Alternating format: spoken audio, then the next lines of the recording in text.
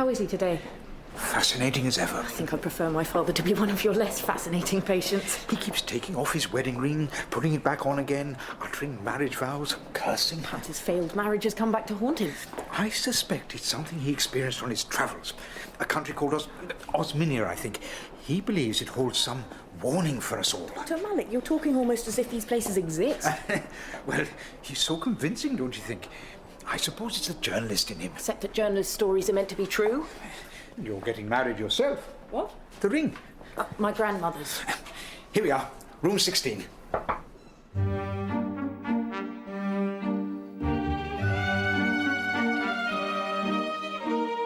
Brian Gulliver's Travels by Bill Dare, starring Neil Pearson and Mariah Gale. This week, Osminia. Dad. Hello, darling. How have you been? No, I want to know what you've been up to. You're never very interested. I was. You disappeared for 6 years. Lost, Rachel. I was lost. In a continent no one believes in.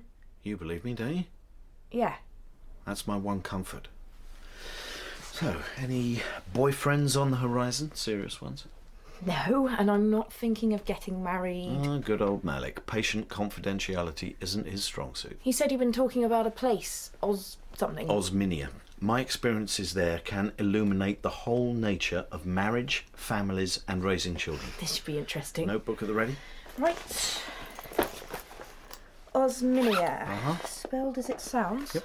Should we start with how you got there? I arrived by train. I was escaping from the country of Nordin and enjoying a large whisky in first class. It was rather nice, reminded me of some of the less smoky Irish malts, when...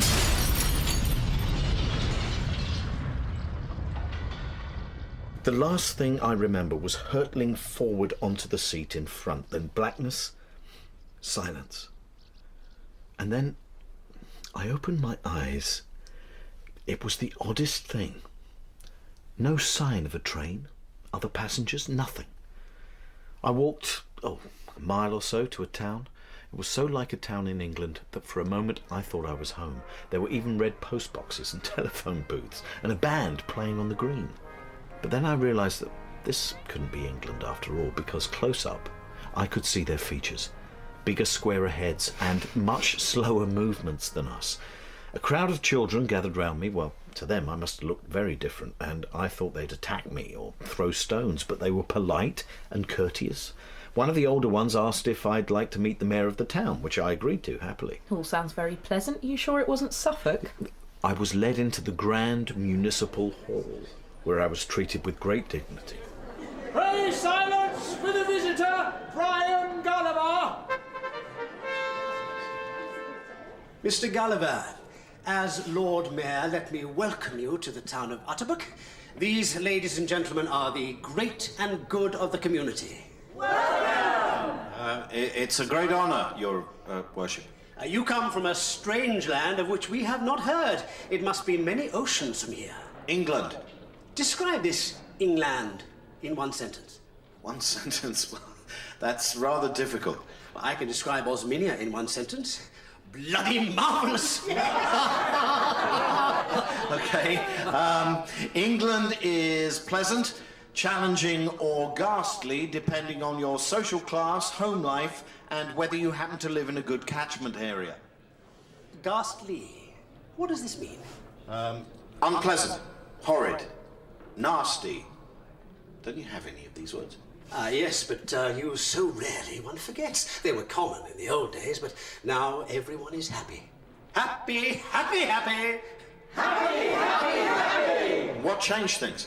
The greatest change to our society took place 320 years ago when, at long last, we outlawed the barbarous, cruel acts of child labour, witch hunts, bear baiting, torture, slavery, racial oppression, and, above all, the primitive practice of marriage. You banned marriage? Oh, I know what you're thinking. Why did we ever allow it? But to our shame, we let lovers marry each other, and even worse, we allow them to have children despite the harm it did them. In some countries, marriage is seen as the best environment to raise a child. Yes, primitive Osminians thought that marriage helped children. It seems hard to believe now. May I speak frankly? Oh, please do. Thank you. In my culture, marriage is a lauded, revered, indeed highly respected institution, especially when it comes to raising children. It is believed that children benefit from the security of two parents who love each other and have made a lifelong commitment enshrined by law to love and to honour each other for as long as they both shall live. In my homeland, the traditional family with two married parents is considered a solid foundation on which to build a healthy, happy society.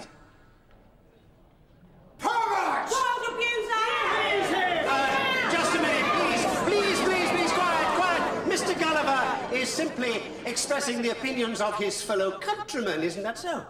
Well, it's Clearly you don't believe that nonsense, do you? How illegal is marriage, exactly? Oh, it gets a 10-year minimum sentence. I see. In my opinion, that's not long enough. Mr. Gulliver, please, be my guest for dinner this evening? Dad, I'm quite surprised to hear you talk about marriage so pompously. Remind me, was it 2 affairs or 3?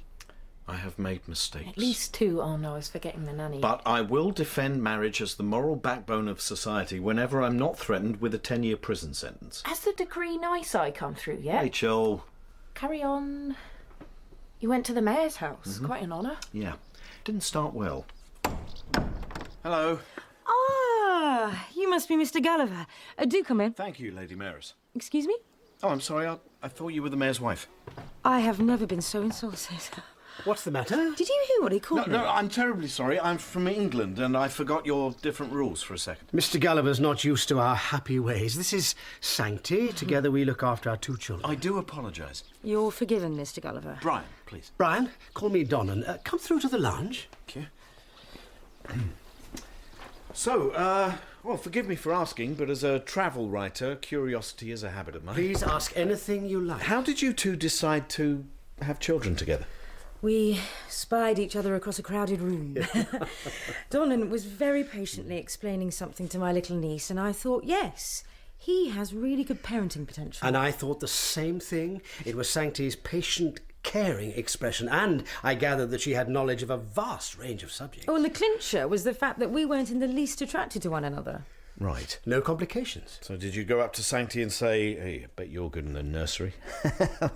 Sorry. Before we agreed to fertilise together, we went through rigorous mutual interrogation. We analysed each other's parental philosophies. The parenting contract was duly signed, and we have 2 children, well, teenagers now. Up to no good, I expect. Excuse me? Teenagers, you know, sex and drugs and all that. Never get out of bed, loafing about on computer games. Teenagers, you know. Donnan, say something. Mr. Gulliver, I don't know what teenagers are like in England, but our teenagers are the most revered and respected members of the community. Tima, our youngest, is doing voluntary work with some special needs children. And Donny, the eldest, is at a mathematics party. A mathematics party? Well, you know, where young people get together and solve equations and have geometry competitions. I don't understand any of it. But that's the youth of today for you, always that bit more conscientious, hard-working and altruistic than we were, eh? Mr. Gulliver? Absolutely. I'll see you tomorrow, Donnan. I'm going to prepare the agenda for the childcare meeting. It was interesting to meet you, Mr. Gulliver. Not joining us for dinner? Brian? What sort of mother do you think I am? I'm sorry, I've the sort done it who again. casually socialises with the father of her children. Oh, you small-headed foreigner. Sancti, please. I'm sorry I've offended again. It's just that I come from a somewhat backward country. Till tomorrow, Donna. Goodbye. Bye. Bye. I'm sorry she called you small-headed. You can't help it. I've clearly upset her. You have a lot to get used to, Brian. Wine? Thank you. Cheers. Gigia will be down in a moment. Oh, here she comes. Hello, sorry I'm late. You must be Mr. Gulliver. I've heard so much about you. Brian, you must be, let's see, my good friend Mayor Donnan's lover. You see, I'm getting the hang of the system now. How dare you? Donna? Brian, Gigia is my friend with whom I do all my socialising, holidays, and generally have fun with. We wouldn't dream of sleeping together, would we? Oh, the idea! Besides, my lover would be furious. I'm so sorry. He's jealous enough as it is. Really, I didn't mean to... Our visitor needs a little more time to adjust, Gigia, that's all. Tell me more about England. This is beginning to sound very much like a male fantasy. How? Let's see if I have this right. The Mayor Donnan had a co-parent who looked after the children. Yes. And a female best buddy to hang out with. Yes. And someone to sleep with. Yes, 3 different women for 3 different... Purposes. Yes, but the women had the same kind of arrangements with their men. In Osminia, they believe that trying to get all 3 kinds of need in one relationship is utterly impossible, so they don't try. And this resulted in... Complete happiness for everyone. Really? Oh, I didn't believe it either, at first. The mayor, his friend and I discussed the whole business for most of the evening. What fascinates me, Brian, is that you seem like a sensitive, intelligent creature, and yet you come from a land in which children are raised quite openly by people who have sexual contact with each other. Yes. Did you try to sue them? Sue? Or your parents? For the abuse you must have suffered. I didn't suffer any. Well, they mucked you up, your mum and dad. Well, it wasn't perfect. The rows, the rivalries, the mixed messages, having to be parented by people having a complex emotional and physical relationship with each other, it must have left scars. Well, I am fairly damaged, as it happens, at least so my ex-wife tells me. Oh, sorry, not wife. I was never married. No, it's evil. In Osminia, the idea of parents, well, being intimate with each other is incest. An abominable crime that messes with children's minds. They become embroiled in a relationship over which they have no influence or control. But how do you all conceive? It's done in vitro. Children are far too important to be left to the vicissitudes of romantic love or the even more capricious forces of sexual attraction. Well, I must say the young people I've met so far seem very happy. Oh, wait till you meet my 2 little angels, who, incidentally, cooked the wonderful meal we've just eaten. They love cooking. It was certainly delicious. And don't you dare try to wash up. That's their favourite part. They may well give us a musical recital before they go to bed. Dad, did you ever meet these perfect teens? Yep, they came in, washed up, and I mean properly. Properly? Yep, wiping the counters, putting leftovers in plastic boxes. You mean they washed up better than I did? They even swept the floor. Gosh. And not a single grunt or complacent shrug from either of them. How nauseating. It would have been a perfect evening.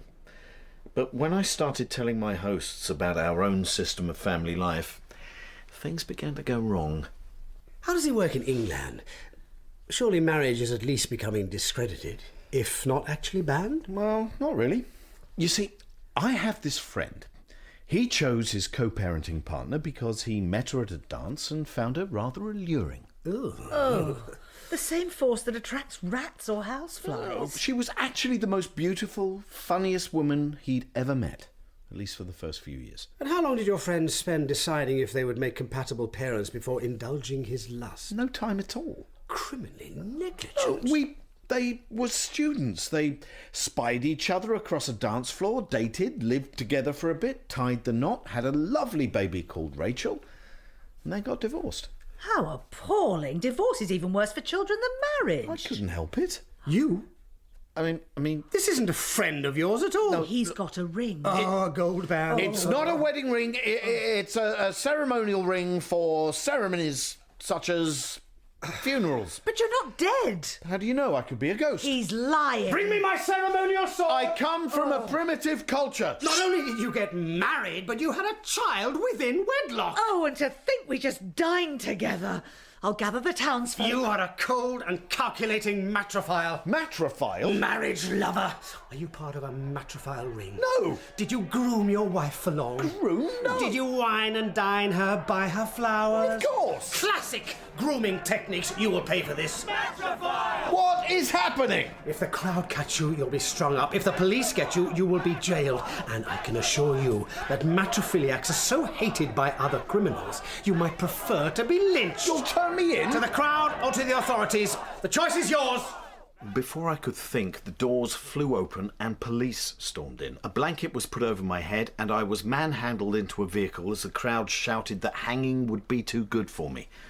I was in the cell for 3 days before being formally charged with having a child within wedlock. I was such an idiot, Rachel, because it took me that long to realise the bars of the cell were wide enough for me to slip through. Because Osminians have bigger heads. Only by an inch or two, but it was enough. I could just get my head between 2 of the bars and squeeze the rest of my body through. Really? I was slimmer then. It's this hospital food. Okay. I ran past the police officers who gave chase, but Osminians are much slower and less coordinated in their movements, and I easily outran them. I was fitter then too. Were you afraid of being attacked? I slipped down a manhole cover into a storm drain. The following night, I went in search of food. I could hear vigilante gangs roaming the streets. I thought if I kept walking, perhaps I would end up in the countryside where they wouldn't have seen the wanted posters. I came to a clearing, a sort of park, and a little settlement of caravans and trucks with a large tent in the middle. I looked round to see a strange-looking woman with a beard. A bearded lady? A bearded lady or a breasted man. I wasn't sure which. You looking for work? Well, I could use some, unless there's a very generous welfare system. Follow me. I later discovered that she was indeed very much a woman. Thought you might. There were communal showers. True. Clearly none of the circus people had heard of me because they were somewhat removed from society. The bearded lady took me to the circus manager, who took one look at my small head and, to them, freakishly lithe body, and offered me a job. Do you have any skills or assets apart from the freaky look? I can play the recorder. Not well. And I'm pretty good at travel writing. That's my background. So, just the freaky look. You can join our show as the small-headed man. Here, keys to your caravan. He threw me some keys, and that, Rachel, changed everything. I don't get it. You see, he wasn't expecting me to catch them. Was that just luck, or can you do it again? What? Catching. He was absolutely amazed. You see, no Osminian could catch anything. Their hand-eye coordination was too slow. The manager wanted me to demonstrate my ability with various other items, some paper clips and a ball. Pretty soon, most of the circus people had gathered around to watch. They applauded. The manager was stunned. Rachel, I became the amazing catching man. And no one recognised you as the monster matrophile? Not through all the makeup. And oddly enough, my head had begun to grow a little. Must have been the Osminian water or something. Please welcome, all the way from a land called Ing, the amazing Catching Man! Good evening, thank you. Greetings. Watch carefully as I throw this ball 2 feet in the air and catch it again.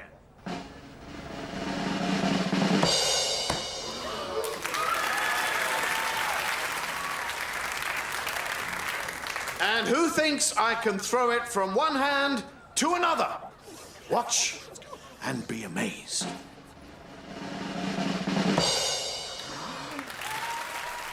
Didn't you find it all rather demeaning? Not at all. I had a unique talent. Something that, quite frankly, put me above ordinary people. I was special.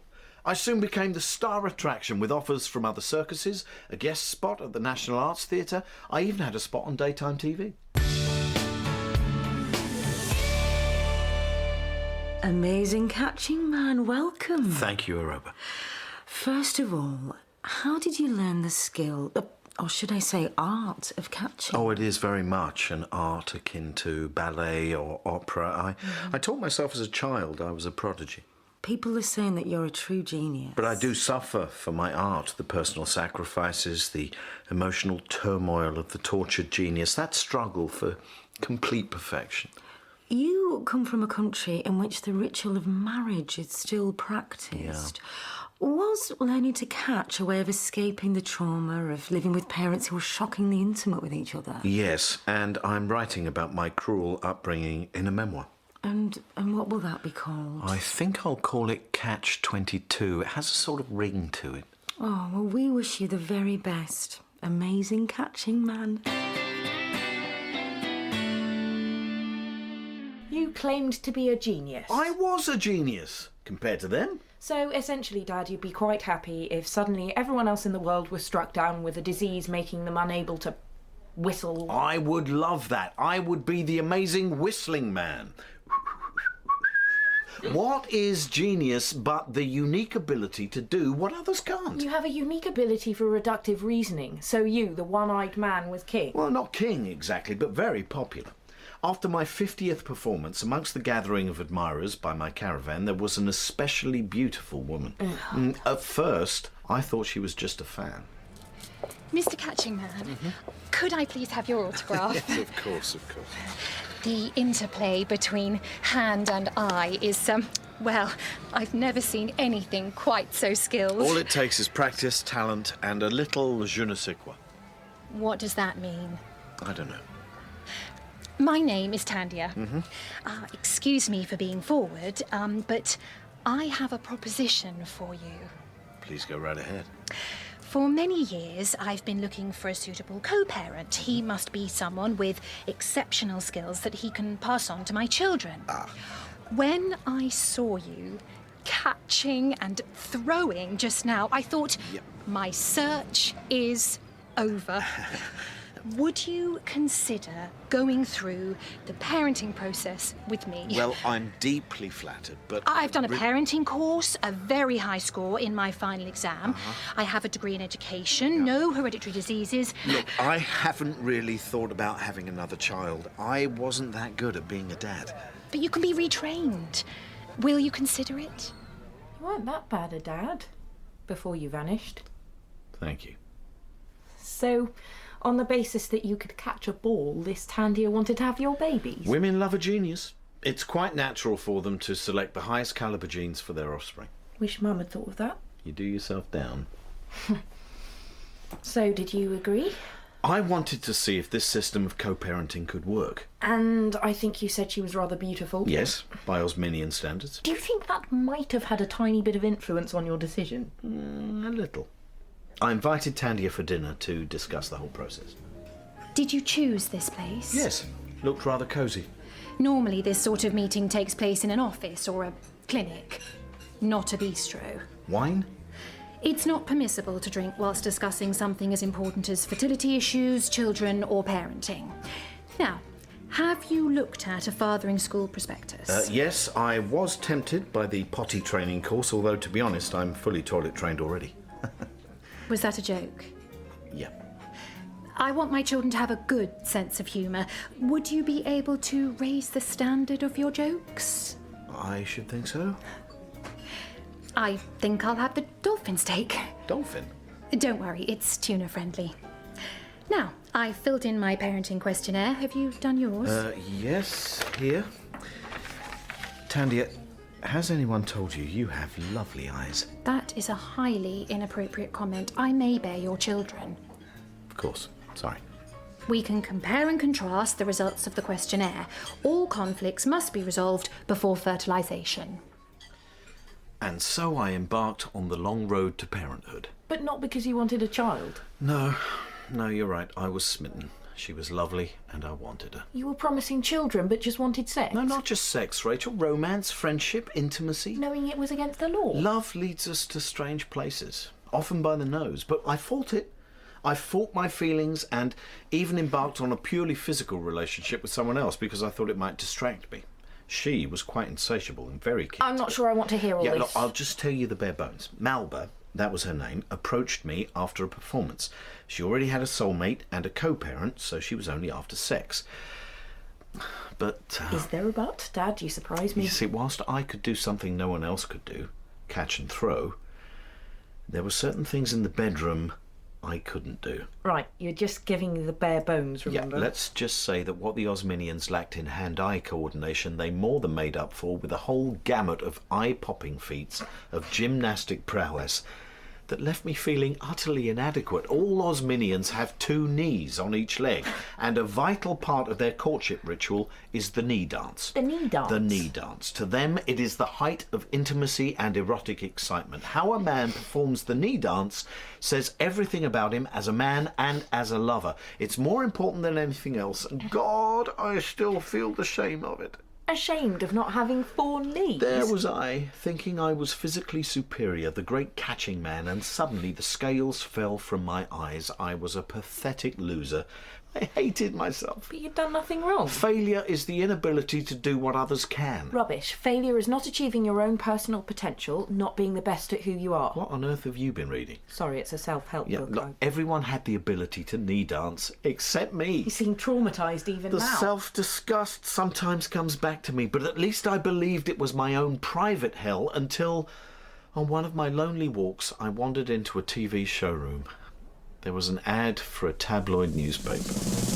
In tomorrow's Globe, what the amazing catching man is like in bed. I bedded the catching man, and when it comes to the bedroom, he's no catch at all. In the circus, he may be an acrobat, but in bed, he's more of a clown. Read my story. Only in the Globe tomorrow. There were various lewd puns about balls in the air, which I won't repeat. But you were still respected for your genius for throwing and catching. No, the crowds began to laugh at me. They called me Two Knees, well, those that bothered turning up. Somehow their fascination dwindled. Wasn't long before the circus handed me my cards. Well, threw them at me. Did you catch them? Please. Sorry, that was... And sadly, Tandia wasn't impressed by my parenting results. The exam showed I lacked patience, understanding, empathy, imagination, fairness, honesty, moral strength. Discipline, clarity, humour, and there was something else. Oh yes, terrible with crayons. Apart from those things. I was fine, but Tandia had high standards, so she dumped me. I was out on the street again, scraped a few pennies as a street performer for a while before deciding to leave Osminia and try and find my way home. I didn't care if I lived or died. One night I just collapsed onto a bench, and to be honest, Rachel, I thought about ending it all. And then I looked up and I realised that I was on the exact spot that the train had crashed all those months before. And there, right behind me, was the train. It was the same train. What about the crash? No sign of it. I even recognised one of the passengers from before. I clambered aboard, the train moved off, I went straight to the bar and ordered a triple malt, and in half an hour I was out of Osminia for good. So, what are your conclusions about marriage? I remain optimistic. Now, I remind myself that only 1 in 3 marriages fold. Would you buy a car with a 1 in 3 chance of it crashing?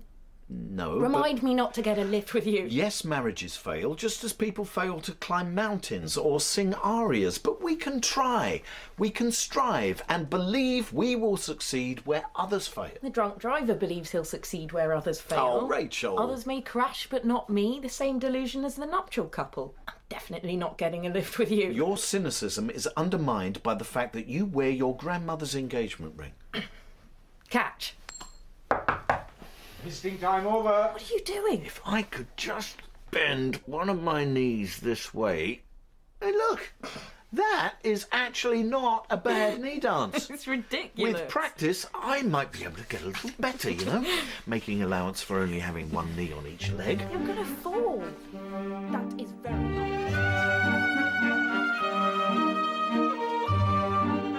Brian Gulliver's Travels was written by Bill Dare. Brian was played by Neil Pearson, Rachel Mariah Gale, Dr. Malik Paul Bhattacharjee, Tandia Joanna Bobin, Gigia Jane Whittenshaw. Other parts were played by Brian Bowles, Sam Dale and Sally Orrock. The producer is Stephen Canny.